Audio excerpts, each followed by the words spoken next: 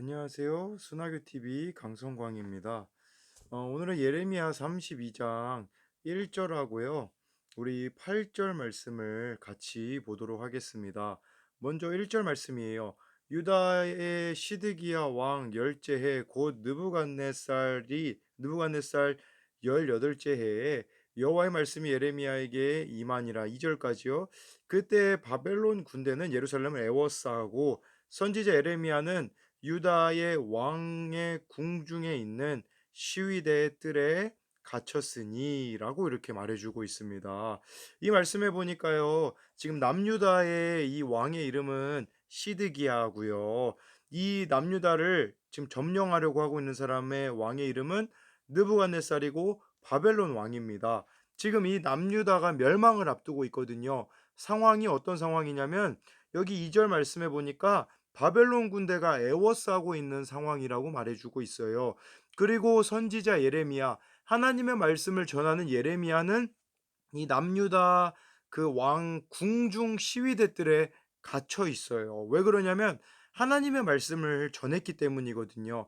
하나님의 말씀은요, 남유다가 바벨론에게 항복하라고 말한 것이었었거든요. 그래서 지금 여기 예레미야는 여기 왕의 궁중의 시위대들에 갇혀 있는 것을 보게 되어집니다. 나라는 바벨론에게 둘러싸여 있고요. 예레미야는 그 나라 속에 이 왕의 그 시위대 뜰에 갇혀 있는 모습을 보게 되어지는데요. 여러분, 첫 번째로 여러분에게 드릴 수 있는 질문은 여러분은 지금 무엇에 갇혀 있다고 생각을 하십니까? 두 번째 말씀은요, 8절 여호와의 말씀과 같이 나의 숙부 아들 하나멜이 시위대 뜰 안 나에게 와서 정하노니 너는 베냐민 땅 아나돗에 있는 나의 밭을 사라.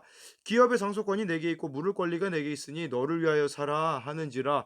내가 이것이 여호와의 말씀인 줄 알았으므로. 지금 시위대 뜰에 갇혀 있다고 했잖아요. 근데 그 뜰에 사촌이 찾아왔어요. 사촌이 찾아와 가지고 한다는 소리가 뭐냐면 자기 기업을 물으라는 말이에요. 이 말은 자기 땅을 사라는 거거든요. 여러분, 근데 바보가 아닌 이상 지금 이미 바벨론이 포위하고 있는 상황인데 예레미야가 그 땅을 살 필요가 무엇이 있겠어요? 그리고 예레미야 지금 시위대 뜰 안에 갇혀 있는 상황이잖아요. 자기가 이미 감옥 같은 데 갇혀 있는데 사촌이 와 가지고 한다는 소리가 "내 땅을 사라."라고 했을 때 예레미야 마음 가운데 불편함이 있지 않았겠습니까? 그리고 여러분, 이 땅을 산 게 나중에 예레미야 37장에 보면요, 남유다 백성들에게 오해로 또 작용하게 돼요. 사람들이 뭐라고 생각했는 줄 알아요? 이렇게 생각하는 거예요. 아유, 저거 예레미야 바벨론에게 항복하라고 한 게 저거 바벨론하고 동맹 맺으려고 하는 거네. 바벨론하고 손잡으려고 저렇게 행동한 거네. 이렇게 오해를 사는 행동이었었다라는 것이죠. 근데 예레미야는 어떻게 한 줄 아세요? 순종합니다. 여러분, 그 여호와의 말씀인 줄 알았으므로. 하나님은 그 땅을 왜 사라고 하신 줄 아십니까? 바로 나중에 바벨론의 그 70년간의 포로 생활이 끝나고 다시 회복될 것을 미리 내다보셨기 때문이라는 겁니다.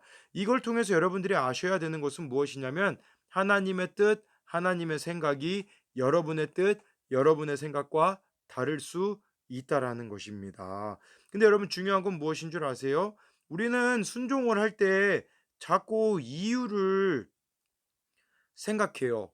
그래서 내가 이걸 순종했을 때 하나님이 나에게 이걸 해 주시겠지, 저걸 해 주시겠지. 우리 인생에 어려움이 생겨도 그렇게 생각하는 학생들이 있을 수 있어요. 뭐냐면 내가 이렇게 어려움이 있으니까 이 어려움을 통해서 하나님이 나를 반드시 크게 쓰실 거야라고 생각할 수가 있는 것이죠. 여러분, 근데요, 한번 생각해 보세요. 여러분, 두 번째로 여러분에게 드릴 수 있는 질문은 여러분이 그냥 하나님 앞에 한번 순종해 봤던 적이 있습니까? 저는 오늘 이 말씀 보다가 주셨던 마음이 학교 앞을 다시 가야겠다라는 생각이 들었어요. 물론 서울이나 경기 지역에서 원래 2.5 단계였다가 2 단계로 뭐 이렇게 줄어들었다라는 이야기를 듣기는 했거든요. 근데 학교 앞을 한동안 제가 못 갔었던 이유 중에 하나가 오히려 이것이 교회에 대한 이미지가 좋지 않음으로 작용할까 봐 가지 않았는데, 오늘은 좀 저에게 가라는 마음을 주셔서 가게 되었습니다. 가면서 제가 무슨 생 오늘따라 유난히 많이 아이들이 거절을 하더라고요. 그럼에도 불구하고 그 자리를 지켰을 때 제가 같이 축구하는 그 교회 밖 우리 중3 아이들도 만나게 되었고요.